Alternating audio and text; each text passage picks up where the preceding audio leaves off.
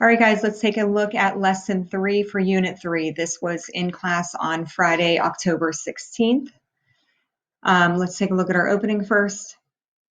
In lesson 1, you revisited expectations for the module 1 performance task, part of which includes the narrative you will write for the end of unit 3 assessment.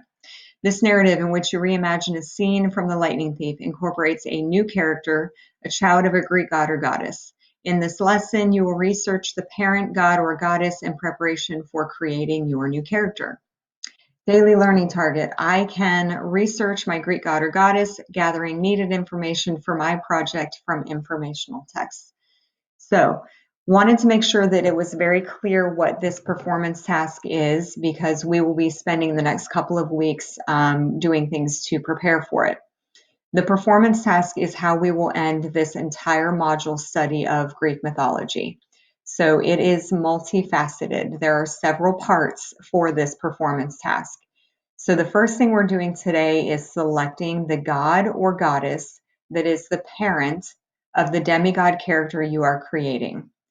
Your character that you're going to create is a demigod, just like Percy and Annabeth. They have one parent, a god or goddess, that is that parent, and then one that's human. We don't really care about the human parents. They don't matter much. So you're focusing on just the god or goddess. Also want to make sure you understand that one of the end results here is that you are recreating one of the scenes from Percy Jackson. You can pick any scene you want. You're going to insert your new character into that scene, which changes the scene, but not changing the ending of the story. So for example, let's say you chose the scene with Krusty in the mattress store. Who knows why? Maybe you just want to say Krusty. So you choose that scene. You think you can make a better way of them escaping Krusty and the mattress store than Percy tricking him to lay on the mattress and get attacked by the mattress or whatever it was. Let's say, for example, you want to bring in a character that has the power of putting Krusty to sleep. If that's the direction you want to go, then you need to make sure that whatever god or goddess you select has the power of controlling sleep, because that's the only way you can make that happen. If you were to choose, for example, Aphrodite, because she's pretty, because she's a goddess, whatever, her powers are not terribly exciting. The power to make people, things fall in love with her, not really going to be helpful when it comes to one of these scenes in Percy Jackson. I would advise you to choose a different god or goddess. So don't focus on just the god or goddess, how they look, you like their name, whatever. Focus on the power that they could then give to their child, your character, that would be helpful to the scene.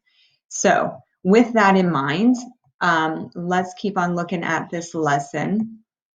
So today is all about researching about the god or goddess that you are selecting as the parent. You will click to make a copy of this note catcher, which I already have right here. This is all about the godly parent you are selecting. So if you chose Aphrodite, which I highly recommend you do not, you would put Aphrodite here, and then everything would be about Aphrodite.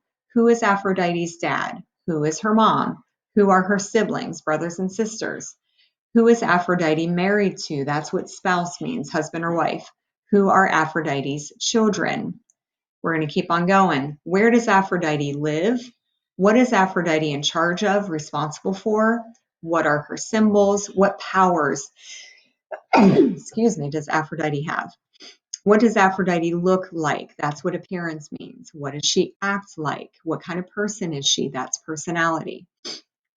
Important interactions with other Greek figures.